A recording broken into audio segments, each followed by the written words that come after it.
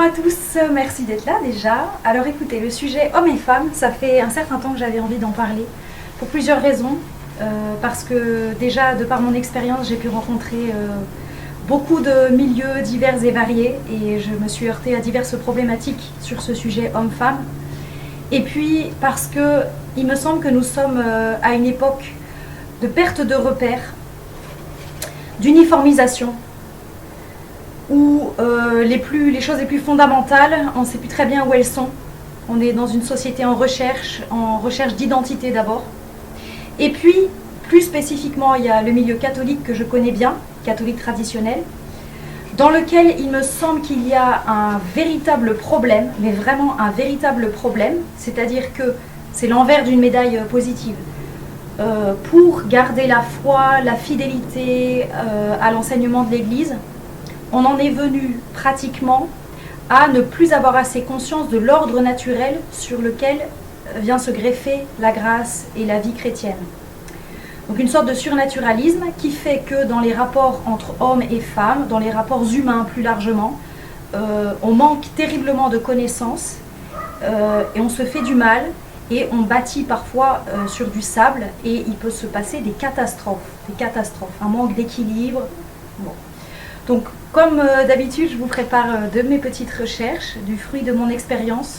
Sur ce domaine, croyez-moi, j'ai reçu beaucoup de confidences, beaucoup de personnes m'ont parlé. Je pense avoir fait un réel travail et pouvoir vous apporter quelques petites nouvelles lumières, c'est-à-dire des lumières, un nouvel éclairage sur des choses que nous savons tous en soi. Ça va faire que réveiller des choses que vous portez en vous.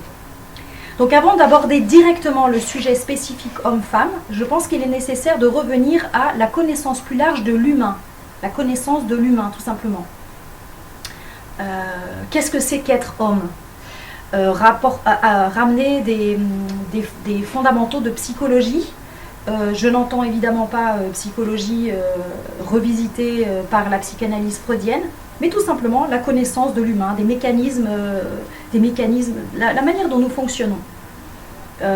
Parce que c'est très important pour établir des relations saines, des relations durables et des relations harmonieuses. Petite adresse aux catholiques, il ne me semble pas que, sous prétexte que nous devons vivre uniquement des principes chrétiens, nous devions négliger les principes du bien-vivre humain. Et Dieu ne nous a pas créés pour être sur terre malheureux à l'envers de notre nature. Le bon Dieu est venu élever notre nature, la parfaire, lui rendre son état originel, mais non pas la détruire. Hein. C'est saint Thomas d'Aquin, ça tout simplement. Gratia non tollit naturam sed perfecit. Voilà, après ces petits mots, donc je vous annonce mon plan pour cette première partie. Donc la première partie, se connaître pour mieux connaître l'autre. Je pensais revenir d'abord aux fondamentaux des tempéraments. Là, c'est une partie assez sympathique qui va vous permettre de savoir dans quelle case vous vous trouvez plutôt. En général, on est un mix de plusieurs choses. Ce sont des rappels de choses que vous connaissez, hein, mais voilà, je ne me fais que l'écho de tout ce que j'ai moi-même lu. Une deuxième sous-partie sur les langages de l'amour. Hein. Là, je m'appuie principalement sur l'ouvrage de Gary Chapman, tout simplement.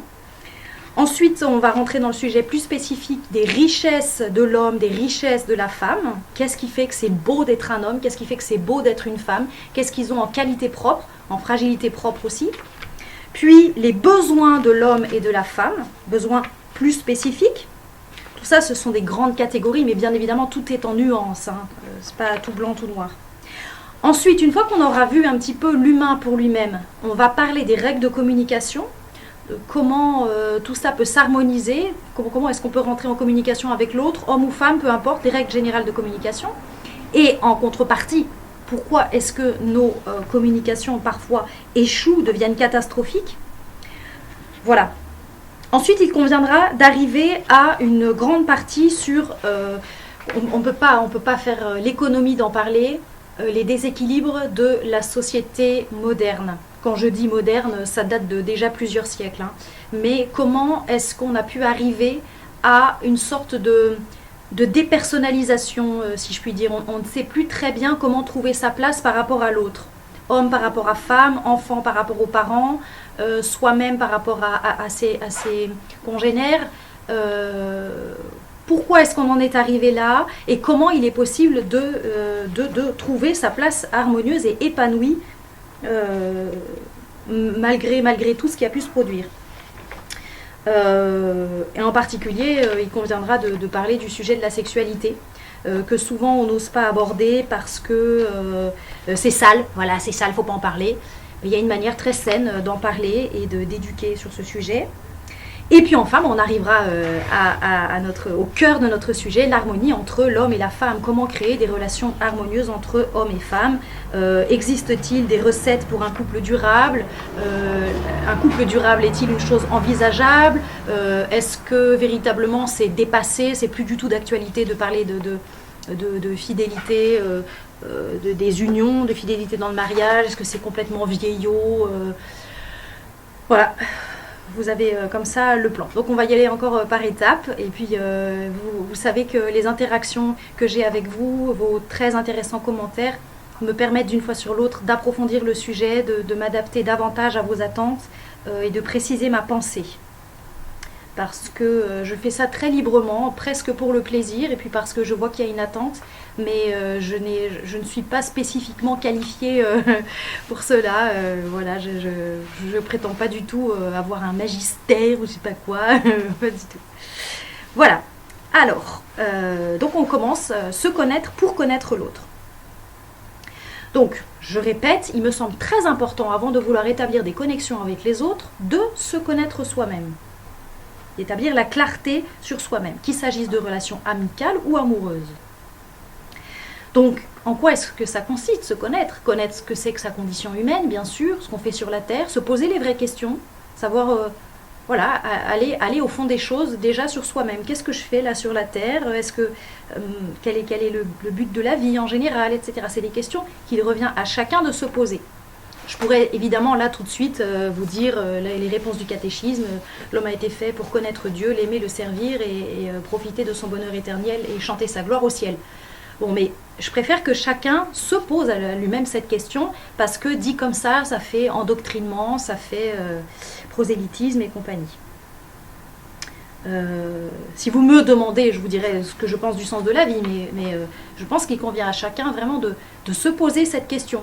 Parce que très nombreux, surtout dans une société matérialiste, très nombreuses sont les personnes qui ne veulent pas réfléchir à tout cela et qui se disent de manière épicurienne, profitons de la vie, c'est pas le moment de se poser des grandes questions, on n'a que 80, 90 ou 100 ans à vivre, donc l'important c'est les expériences, Bon, ben je crois pas. Je crois que l'important c'est de savoir connaître le sens de la vie. Et après, bien sûr, on va faire des expériences les plus riches possibles et avoir une vie pétillante. Pas de problème à ça. Connaître son tempérament, ses forces, ses faiblesses aussi. Savoir analyser son passé, non pas pour en faire une psychanalyse stérile où on remue indéfiniment la sauce, mais pour ne pas rester dans des schémas qui ont été destructeurs et pour ne pas commettre les mêmes erreurs, pour prendre les meilleures décisions à l'avenir. Hein, il ne s'agit pas de récurer le passé, c'est pas ça la question, mais savoir tout de même tirer parti du passé. C'est pas une fatalité d'avoir vécu comme ceci ou comme cela pendant 10 ans, 20 ans. Savoir comprendre. Savoir clairement ce que l'on veut dans la vie. Voyons, moi, quel est mon but en fait? Qu'est-ce que je veux dans ma vie? Quels sont mes buts spirituels? Quels sont mes buts professionnels? Comment est-ce que je conçois ma vie adulte? Ma vie, ça dépend quel âge vous avez, mais comment est-ce que je conçois mon couple? Comment est-ce que je conçois, si j'ai des enfants, comment est-ce que je conçois l'éducation? Pour moi, que représente l'épanouissement? Est-ce que m'épanouir, c'est m'épanouir professionnellement, m'épanouir comme père ou mère de famille, comme époux ou épouse? Est-ce que c'est m'épanouir de manière spirituelle? En quoi consiste mon épanouissement personnel? Quelle est ma vision de la société? Tout ça, c'est des questions très importantes à se poser, au besoin avec un papier, au besoin prendre des temps de réflexion, en allant marcher dans la campagne, etc. Parce que plus vous aurez un socle personnel solide, défini, clair, plus vous attirerez les bonnes personnes à vous et vous aurez des relations riches, enrichissantes pour les autres et épanouissantes pour vous-même. Être lucide sur soi, humblement, savoir faire un bilan. Qu'est-ce que je n'ai pas réussi à accomplir? En quoi est-ce que je suis frustrée? En quoi est-ce que j'ai un sentiment d'inachèvement? Pourquoi? Qu'est-ce que je voulais que je n'ai pas encore fait? Être capable de faire un bilan honnête sur soi-même. Et surtout, dans les relations, puisqu'il va être question des relations, ne pas attendre de l'autre qu'il fasse à notre place, qu'il réalise à notre place ce que nous aimerions accomplir pour nous. Et c'est en ce sens qu'on dit, une phrase qui peut être mal comprise, qu'il ne sert à rien de chercher l'âme sœur si on n'est déjà pas bien avec soi-même. Il y a du vrai là-dedans. À savoir que l'amour ou même l'amitié ne vient pas combler un manque et ne nous est pas donné comme une recette de bonheur, mais comme un plus pour aller vers une fin, pour mieux poursuivre sa fin. Voilà, c'est ça. C'est pas un ingrédient du bonheur. Les ingrédients du bonheur, c'est nous avec nous-mêmes, nous avec Dieu, nous avec nous-mêmes. Voilà, faut pas attendre de l'autre que tout va aller mieux quand j'aurai trouvé le prince charmant ou la femme de ma vie. Mais non. Bon. Donc ceci étant posé, à la limite, vous pouvez tout à fait éteindre l'ordinateur et vous dire oui, alors au fait, j'ai envie de réfléchir un petit peu à moi-même, à ma vie. Il ne s'agit pas d'une introspection interminable et stérile, mais c'est des questions. Je pense que la vie moderne, la vie actuelle ne nous pousse pas du tout à nous poser ce genre de questions et qu'on devrait y penser bien plus souvent. Dans un climat de prière, et puis si vous n'avez pas foi, vous ne croyez pas spécialement en Dieu, pourquoi est-ce que je ne crois pas en Dieu? Est-ce que vraiment tout n'est que matière? Est-ce que ça me va très bien de penser qu'une fois que je meurs, il n'y a plus rien, on retourne en poussière? Très bien. Se regarder honnêtement, quoi, voilà. Et puis, il y a aussi une part de... Quand on a des incertitudes, en parler, sans parler à soi-même, oui, il y a quelque chose qui me travaille, c'est que je ne sais pas, qu'est-ce qu'il advient de l'âme, tout ça. Mais c'est très bon de se poser ces questions-là, c'est très très bon, c'est constructif. Et plus vous allez avoir cette saine curiosité, mais qui veut une réponse, pas une curiosité pour le principe de la curiosité, parce que j'entends souvent cette phrase qui me semble complètement débile, ce qui compte, ce n'est pas la destination, c'est le voyage. Voyage. On entend beaucoup ça dans le développement personnel et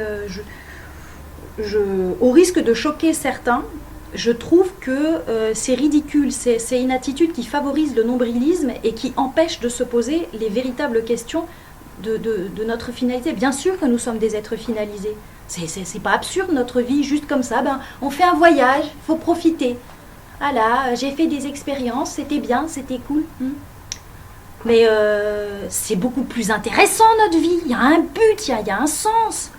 Il y a un sens à notre vie. Vous imaginez si le sens c'est seulement de faire des petites expériences comme ça, sympa, j'apprends. Et puis je fais un voyage. Mais un voyage, tu vas quelque part quand tu fais ton voyage. Enfin, je sais pas. Moi c'est...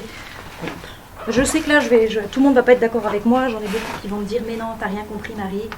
Bon, excusez-moi, j'ai peut-être rien compris, mais moi ça me va très bien de me dire que je fais un voyage pour quelque chose. Voilà.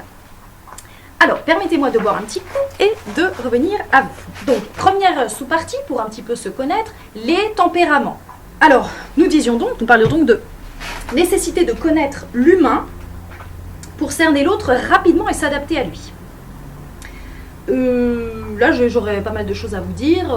Vous êtes d'accord que c'est une grande richesse de pouvoir analyser les personnalités en quelques fractions de secondes. Vous en avez qui ont vraiment étudié ça. Mais je pense qu'on devrait tous le développer beaucoup plus. Ça manque dans nos éducations. Parce que du coup, on fait mal aux autres, tout simplement parce qu'on n'a pas compris leur mode de fonctionnement. Il suffirait de quelques repères faciles pour le faire. On se trompe également dans l'éducation des enfants.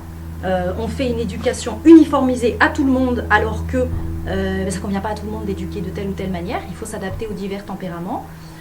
On est dans une société véritablement de cases et d'uniformisation, mouton. Hein. Tout le monde va faire comme ça, c'est ça la vérité ou c'est ça la manière de réussir ta vie. Donc boum, boum, tout le monde doit rentrer dans le même moule. Ah non, les principes sont immuables, on est d'accord, mais c'est riche la vie, c'est riche, c'est divers, c'est varié. Donc avec un minimum de connaissances, je cite un petit peu de passage d'un roman que j'ai lu récemment. À la tenue vestimentaire, aux attitudes, au parler. Avec l'âge et l'expérience, on en vient presque à connaître les gens avant de leur avoir adressé la parole, au flair. Et ça c'est très juste, avec un peu d'expérience, une intonation de la voix, une attitude, une manière de baisser les yeux, une manière d'être toujours à se tripoter les mains parce qu'on est stressé, ou bien une certaine manière de poser la tête. Il y a beaucoup de tas de petits détails quand on est un peu observateur et quand on s'est un tant soit peu intéressé à l'humain. Beaucoup de ces choses-là font que on peut quand même connaître la psychologie d'une personne. Et c'est important, ça n'est pas de l'intrusion, ça n'est pas de l'indiscrétion, c'est justement parce qu'on s'intéresse à l'autre. Il faut également savoir que, évidemment, l'éducation, le milieu familial, le vécu expliquent comment se sont forgés divers tempéraments. Donc il y a des réactions de certaines personnes qui ne sont pas compréhensibles sans un événement, par exemple, qui les a marqués. Voilà. Et il faut savoir être à l'écoute de ce que les gens ont à nous dire quand ils ont des réactions qui nous surprennent un petit peu. Autrement dit, ne pas trop vite catégoriser non plus les personnes. Il faut vraiment ne pas tout de suite les juger, si vous voulez. Ne pas tout de suite les juger parce que bien souvent, leur comportement s'explique par des blessures ou par une forme d'éducation. Ensuite, si l'on se regarde soi-même, il me semble important, très important, de commencer par s'accepter tel que nous sommes. Non pas s'accepter avec ses défauts en disant je suis comme ça et j'embête tout le monde. C'est pas du tout de ça qu'il s'agit parce qu'on a des défauts et il s'agit de les rendre moins gênants pour les autres et pour soi-même. Mais ne pas vouloir jouer un autre personnage que celui que l'on est. Et c'est souvent l'effort de toute une vie. Mais vraiment, c'est un véritable travail que d'accepter, voilà, je suis cela et pas quelque chose d'autre.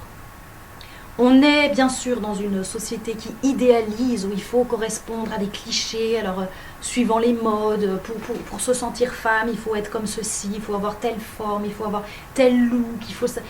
Et puis en plus ça change au fil des années. Rappelez-vous cette histoire de la peau, du grain de la peau à certaines époques. Être belle, c'était... avoir une peau blanche qui soit le moins possible dorée au soleil. Aujourd'hui, on se met de l'auto-bronzant parce qu'autrement, on a peur d'être prise pour une femme laide.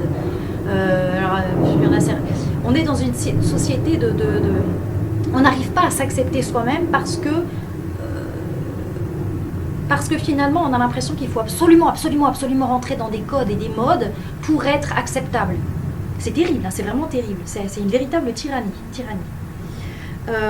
Donc s'accepter son complexe, accepter son physique, accepter son tempérament et véritablement se dire que c'est le fait d'être parfaitement authentique. Alors on dit souvent une expression aligné, c'est pas faux, aligné avec soi-même, c'est ça qui fait que l'on a plus de charme, plus d'impact, que l'on est plus attachant. Et de toute façon, ceux qui ne vous aiment pas ne vous aimeront pas, même si vous essayez de rentrer dans un autre moule et dans une autre personnalité. Donc ça ne sert strictement à rien en fait. Mais c'est difficile,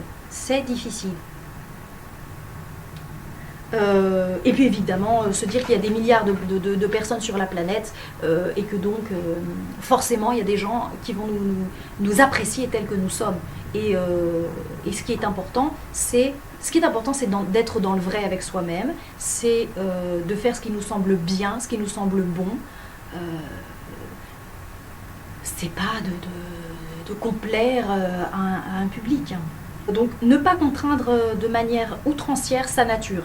Bien évidemment, ce qui est tordu en nous, ce qui de toute façon s'appellera toujours un défaut, ça oui, il faut essayer de se corriger parce que c'est tout simplement pénible pour toute vie commune.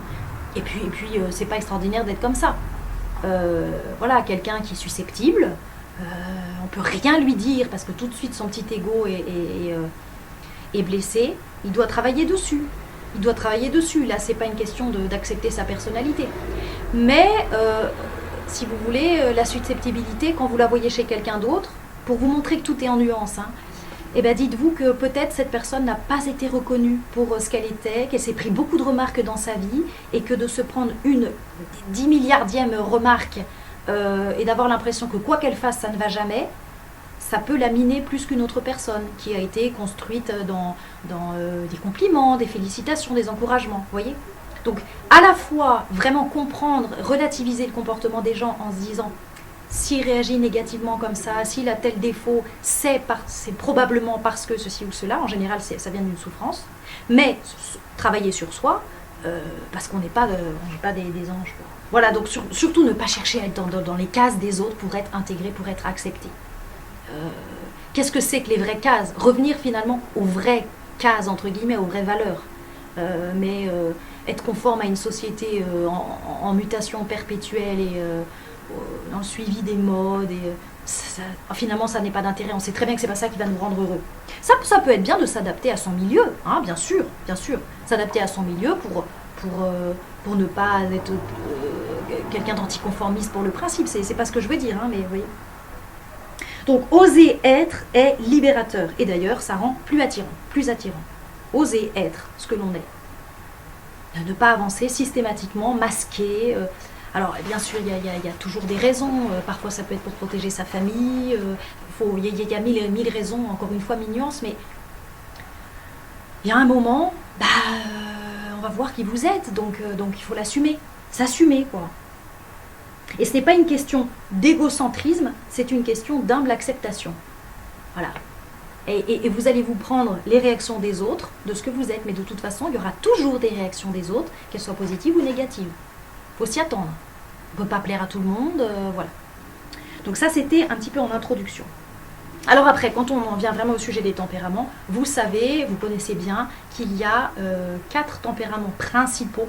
Et ça, c'est vraiment, ça date de l'Antiquité, cette distinction des 4 profils de personnalité. Alors là, je ne m'appuie pas du tout sur mes connaissances extraordinaires. J'ai été retrouvée sur un lien internet quels étaient ces 4 tempéraments. Et puis, j'avais écouté des conférences à ce sujet. Et j'ai trouvé cela très intéressant. Très intéressant.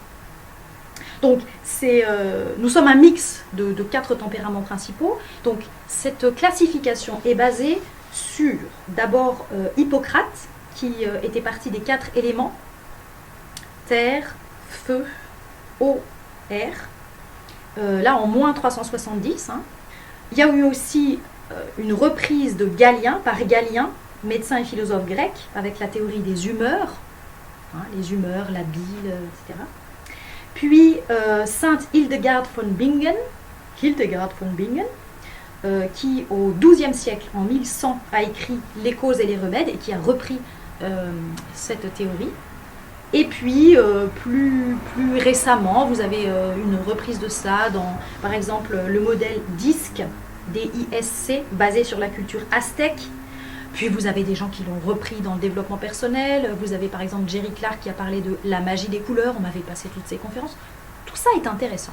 Je note au passage, je vous fais remarquer au passage, que ce n'est pas parce que certains... Je m'adresse surtout à des catholiques qui ont le souci de ne pas se laisser imprégner par des idées qui détruisent la conception de l'homme. Il faut bien se dire que toutes les théories falsifiées, destructrices, ne tiendraient pas 2 secondes si elles ne s'appuyaient pas sur des choses vraies. Donc, s'intéresser, une fois qu'on a un socle de connaissances solide, droit, s'intéresser à toutes sortes de choses qui ont des conclusions tordues, mais qui disent ici ou là telle chose vraie, je pense que c'est important. C'est important. Après, on va pas étudier tout le domaine des connaissances. Le problème, en fait, me semble-t-il, de l'enseignement actuel, de l'enseignement contemporain, c'est qu'on vous fait un historique des connaissances. En philosophie, c'est caractéristique. Les cours de philosophie ne sont que des cours d'histoire de la philosophie. Un tel a dit ça, un tel pense ça, un tel pense ça, on te balance des connaissances, on ne t'apprend pas à penser, on ne te donne pas de repères, et tu choisis. Ah d'accord, il existe ça, il y a cette théorie, il y a ça, il y a ça, il y a ça. Et toi, tu fais ta salade. Mais en fait, il n'y a pas de repères. Donc, une fois qu'on a appris à penser, et une fois qu'on a un socle de connaissances vraiment solide, qui peut répondre aux questions existentielles, et qui donne des repères moraux, des repères intellectuels, etc. Mais il faut qu'on se sente libre de regarder à droite à gauche. Non pas pour se pourrir, non pas parce que, tiens, j'aimerais bien penser des trucs faux, ce serait marrant. Non, mais c'est pas ça. Mais il y a des choses intéressantes partout. Il y a des gens intelligents partout. Il ne faut pas avoir peur. Donc, il y a eu aussi un cycle de conférences de Monsieur l'abbé Bruciani qui avait fait ça. Bon, pour ceux qui connaissent, voilà, il y avait eu un cycle de conférences assez intéressant sur le sujet des 4 tempéraments. Tout cela pour dire quoi que, oui, ça aussi c'est important, même quand on n'est pas un grand psychologue, ou voilà, je pense que toute personne devrait un peu s'intéresser à ça, parce que c'est quand même les bases de la connaissance de l'être humain. Alors, vous avez d'abord le tempérament rouge, qu'on pourrait qualifier de rouge, si on devait lui rajouter une couleur. C'est le tempérament qui se démarque le plus, c'est le colérique, c'est le bilieux, si on devait lui attacher une humeur, et qui est attaché à l'élément du feu. Alors, là, ça va être intéressant comme partie, parce que vous allez vous dire, et moi, je me sens plutôt comment. Voilà. Donc, pour vous donner un profil, chaque fois ce sera un portrait caricatural de la personne. Lui, il est caractérisé par l'énergie, le dynamisme, l'intensité, et il est focalisé action. Il pense action. Il n'a pas peur du conflit, et c'est quelqu'un d'exigeant. Donc, la personne colérique est passionnée, ambitieuse, audacieuse. C'est un leader, avec souvent un ascendant sur les tempéraments flegmatiques. Ce profil, on va voir les côtés négatifs, est facilement fâché ou de mauvaise humeur, et il peut se montrer mesquin et méfiant. Il n'aime pas être surveillé. Est-ce que vous voyez à peu près ce genre de tempérament? Est-ce que dans votre famille, dans votre entourage ou dans vous-même, vous voyez des gens qui ont fortement cette marque-là? Donc la personne marquée ainsi par l'élément feu est orientée action avec un tempérament dynamique, impulsif, énergique. Mais donc il peut devenir, je développe un peu, hein, je continue pour que vous arriviez mieux à cerner. Il peut devenir égocentrique. Il est préoccupé uniquement par ce qui l'anime. Il a un but, et alors là, il fonce vers son but, sans considération pour les autres, et parfois sans considération pour les règles. Il n'a pas peur de déroger aux règles, parce que c'est un fonceur. Il va droit au but. Et puis, il n'aime pas s'embarrasser avec des considérations secondaires. C'est pas quelqu'un qui va réfléchir 40 000 fois. Est-ce que je devrais peut-être pas mieux faire comme ceci ou comme cela? Est-ce que tu crois que si on met un petit peu de rose ici, ce serait plus joli? Avance, voyez. C'est quelqu'un qui aime les obstacles, ça ne lui fait pas peur les obstacles. Et puis c'est quelqu'un qui n'aime pas qu'on lui résiste et qui est souvent enclin à la colère, on l'a déjà dit. Il a une volonté implacable, il peut manquer de maîtrise et peut se brûler lui-même, c'est le propre du feu. C'est quelqu'un de brûlant, donc c'est extraordinaire, c'est quelqu'un qu'on a envie de suivre, c'est un leader inspirant, mais le problème c'est qu'il peut se brûler lui-même. C'est l'homme des challenges et des projets, je dis homme ou femme, hein. Donc, vous allez voir apparaître sur l'écran un petit tableau récapitulatif du tempérament colérique, ses forces: ambitieux, audacieux, passionné, enthousiaste, efficace, concentré, pratique, planificateur, extraverti, spontané, leader, responsable, orienté, solution. Pas de problème, on peut toujours avancer. C'est quelqu'un qui rebondit toujours, rien ne va l'arrêter, il lâche pas son os. Confiant, fort, créatif, entreprenant, déterminé, résolu. Les défauts, il a les défauts de ses qualités, ce sera pareil pour les 4 tempéraments. Hein. Là, il peut devenir agressif, colérique, dominant, inflexible, impatient, rude, blessant. Il peut avoir peu d'empathie, devenir égocentrique, inaccessible, intolérant, découragé en situation d'échec et arrogant. C'est quelqu'un qui a toujours raison. Donc, quand on est un pur bilieux, un pur colérique, un pur rouge, voilà ce que ça peut donner. Mais vous avez des personnalités où les penchants s'équilibrent et font que, par exemple, le risque de devenir égocentrique et de ne pas avoir d'empathie est compensé par un autre tempérament. Ça, c'était pour le premier tempérament. Je pense que c'est les tempéraments de leader, les chefs, quoi, les chefs. Dans un groupe, vous avez toujours quelqu'un qui se dégage, qui va prendre les choses en main, qui avance, et là, ça risque d'être un bilieux. Le deuxième tempérament, c'est le tempérament jaune ou sanguin ou communicant, qui se rattache à l'élément R. C'est le spontané, l'expansif. Et lui, il aura comme grande qualité d'être influent. C'est quelqu'un qui a du charme, qui attire. Il a un côté leader aussi, mais il ne fait pas par le commandement, mais par l'attraction, la communication. La personne sanguine est joyeuse, avide, optimiste. Elle peut être rêveuse au point de ne rien accomplir. C'est le risque. Elle peut être aussi impulsive, agir de façon imprévisible, parce que c'est quelqu'un d'un peu artiste. C'est une personnalité qui, comme le flegmatique, a beaucoup d'amis. Elle aime le contact et elle est orientée vers les autres. Elle n'est pas orientée d'abord vers l'action comme le premier, elle est orientée vers l'humain, les personnes, les autres. Elle aime servir les autres.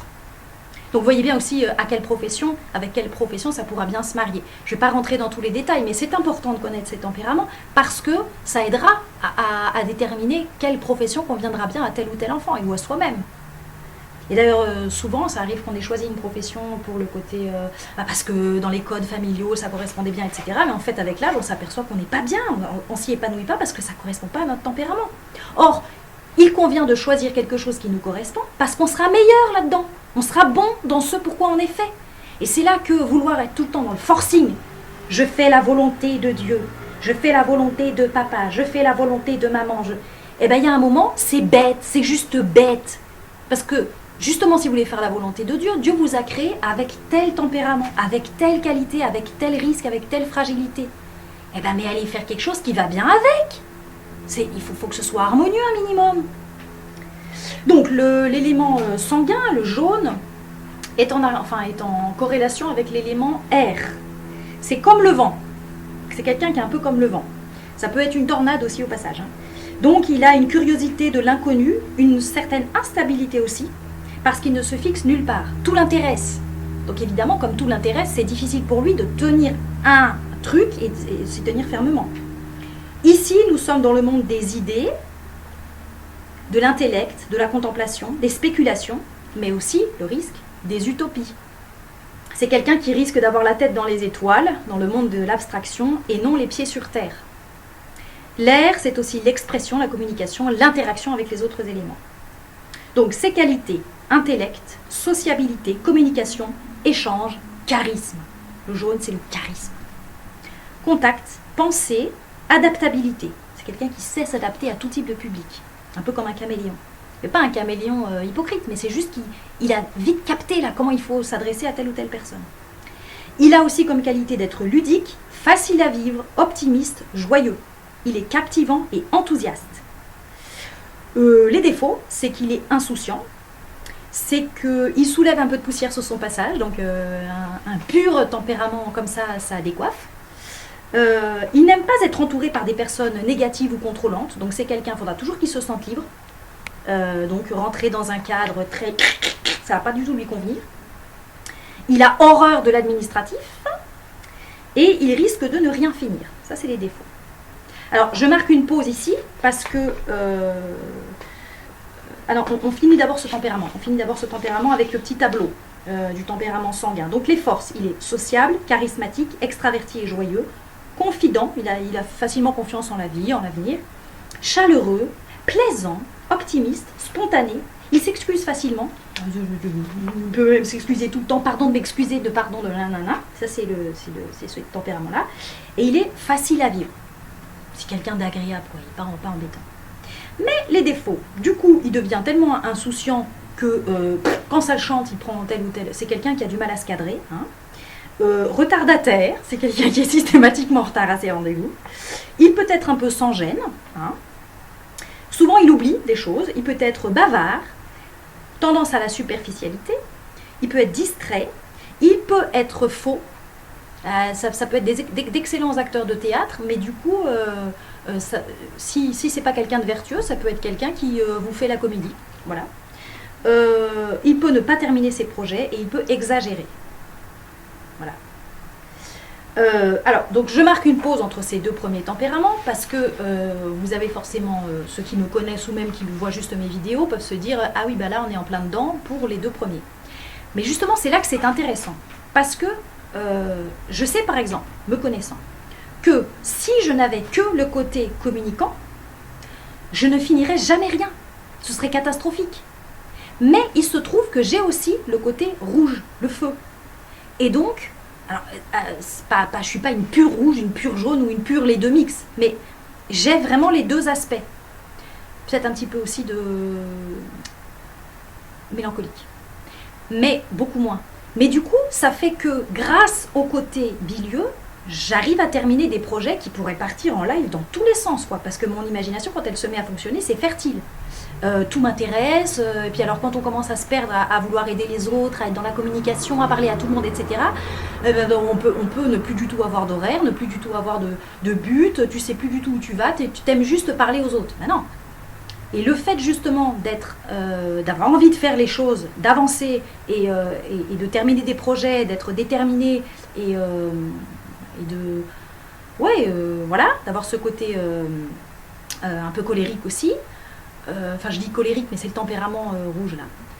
Ça fait que ça aide à cadrer le côté jaune qui pourrait tendre à la superficialité, à l'évanescence, voilà. Vous voyez, ça ancre les choses de manière un peu plus concrète.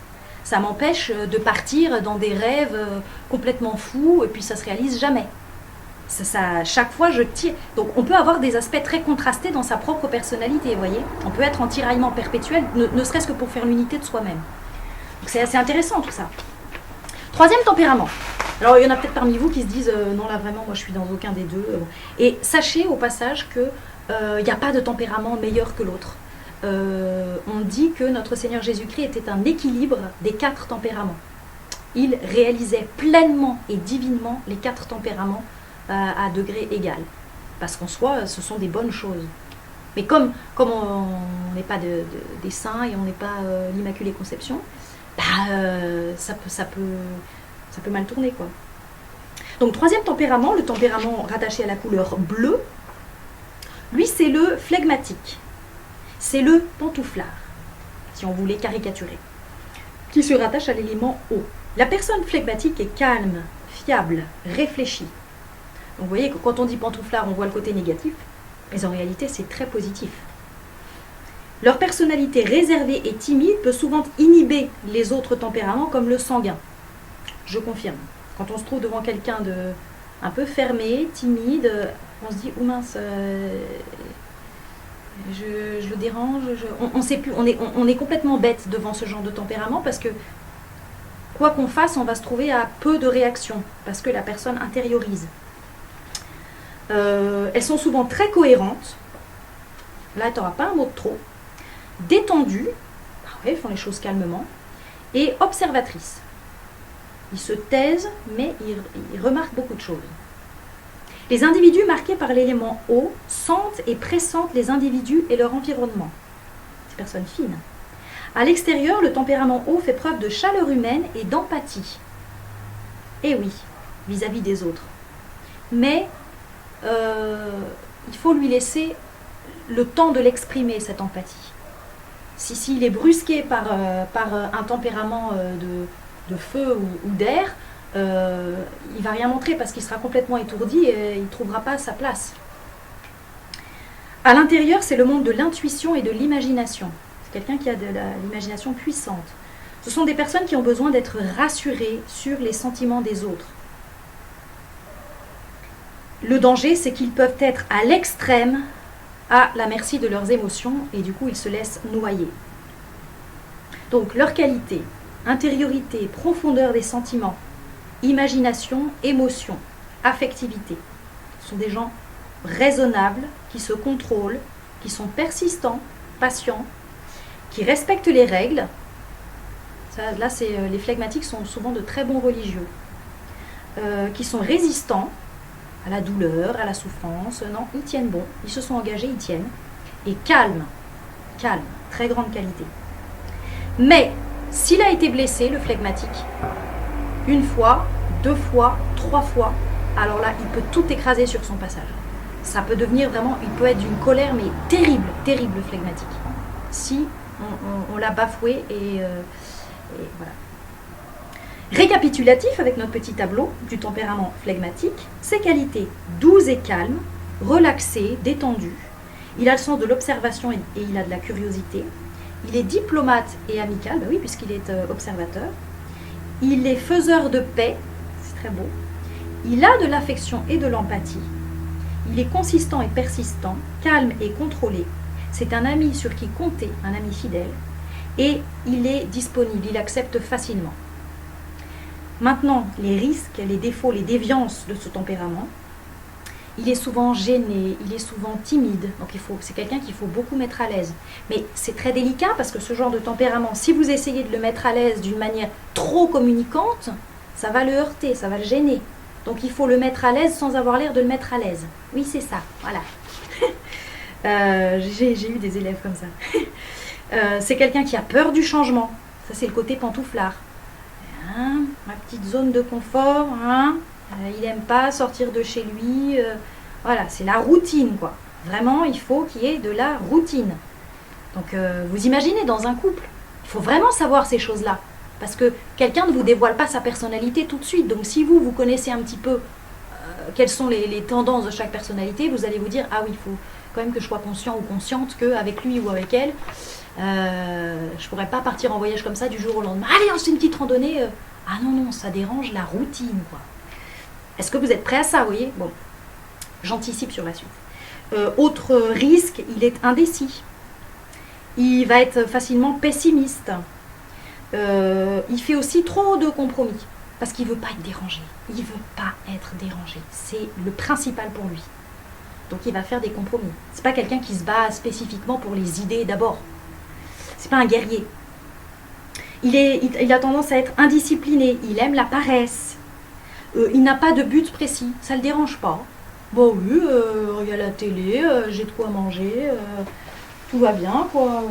Une petite femme à la maison, ça va. Hein, Il peut être sarcastique.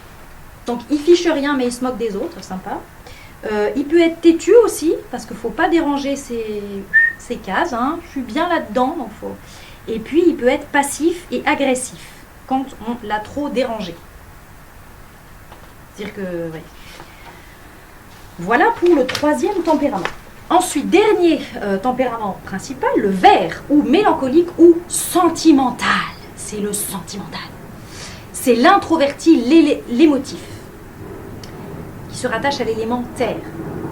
Alors, c'est quelqu'un qui souffre beaucoup. Le pur mélancolique, c'est quelqu'un qui souffre beaucoup. La personne mélancolique est réservée, anxieuse et malheureuse. C'est pas gai quand même. Mais là, on voit le côté... bon, ça donne l'impression que c'est un sous-tempérament, mais pas du tout. Ce sont souvent des personnes agréables et attentionnées, qui peuvent s'avérer très créatifs, mais qui sont aussi excessivement concernés par la tragédie humaine, ce qui les conduit à déprimer. Ce sont des gens très psychologues, qui ont compris le monde des sentiments humains, qui sont très sensibles, mais qui se noient dedans. Par rapport à l'air, la terre est concrète. Quand l'air a des idées, la terre, elle, construit, symbolisant ainsi la stabilité et la pérennité des choses. Donc l'individu marqué par cet élément, terre, aime construire et perfectionner sans cesse. C'est un perfectionniste. En se montrant patient, déterminé, endurant, vous voyez les qualités, et discipliné. C'est quelqu'un de discipliné. Il fait preuve de sens pratique et de réalisme. Mais en revanche, il peut se montrer obstiné et un peu possessif vis-à-vis de ses possessions. Donc, il est marqué par la solidité, ancrée dans la terre, la lenteur, le réalisme, la persévérance, la stabilité. C'est quelqu'un de sérieux et réfléchi. Sérieux et réfléchi. Mais les tendances, c'est qu'il est anxieux, inquiet, malheureux, suspicieux. Voilà, c'est quelqu'un qu'il faut beaucoup rassurer. Et c'est quelqu'un qui... n'a pas facilement le contrôle de ses émotions par la raison. C'est quelqu'un qui sait s'emporter par le monde de l'affectivité au point d'être vraiment emporté par la tristesse facilement. C'est quelqu'un, même quand il sait par exemple que quelqu'un n'est pas fait pour lui, j'imagine, j'en ai connu une jeune fille comme ça, qui est amoureuse, etc. Même si elle sait que tel garçon ne lui conviendrait jamais, a été méchant avec elle, l'a rejeté, etc., elle va continuer à rêver de lui nuit et jour parce qu'il était beau et j'aurais tellement aimé être avec lui et tout ça. Vous voyez, ça continue à rêver, et à se mettre l'âme à l'envers et à se focaliser sur son petit sentiment poète. Voilà, c'est les risques de ce tempérament-là. Récapitulatif du tempérament mélancolique, associé à l'élément terre. ses qualités, donc c'est qu'il est pensif, il est prévenant, c'est quelqu'un d'adorable, hein. Il est prévenant, il est prudent, il est organisé, sérieux. Les gens comme ça, c'est des perles. Moi, j'aime beaucoup les mélancoliques. Il est logique, il est orienté solution aussi. Tout ça, c'est des grandes richesses. Il planifie, mais du coup, il planifie excessivement. Mais ça peut aider quelqu'un qui n'est pas cadré, vous voyez. Il est orienté vers les détails. Alors, c'est quelqu'un qui a du mal à s'extraire pour avancer.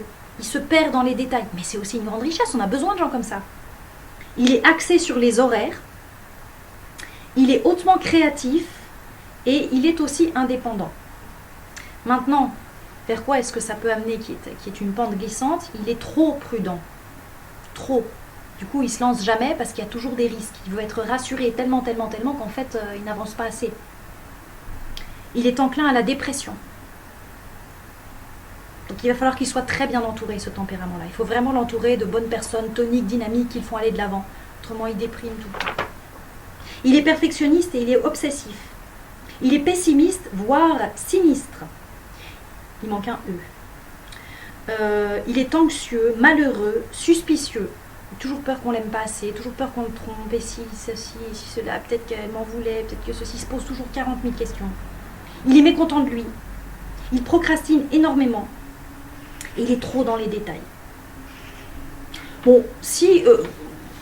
on a tous un peu de tous les tempéraments. Bon, me concernant, il est absolument certain que je ne suis pas flegmatique. Mais vraiment, ça là, je crois vraiment que je suis aux antipodes de ce tempérament. Ce qui est parfois un peu dommage, parce que j'aurais besoin. Mais voilà, on a tous un peu de tout. Hein. Et il peut être très intéressant de travailler sur ces tempéraments parce que un tempérament duquel on est conscient et sur lequel on travaille peut réussir à ne devenir qu'une pure richesse. Vraiment, vraiment, vraiment quoi. Donc essayer soi-même de bien comprendre les fonctionnements, les mécanismes de sa psychologie pour en faire une force. En faire une force pour avancer. S'appuyer sur ses forces plutôt que sur les risques de faiblesse. Appuyez-vous sur ce qui marche, sur ce qui est positif, sur ce qui est utile. Et du coup, vous verrez que les risques, les écueils se présenteront beaucoup moins. Voilà, on verra dans une partie suivante les langages de l'amour.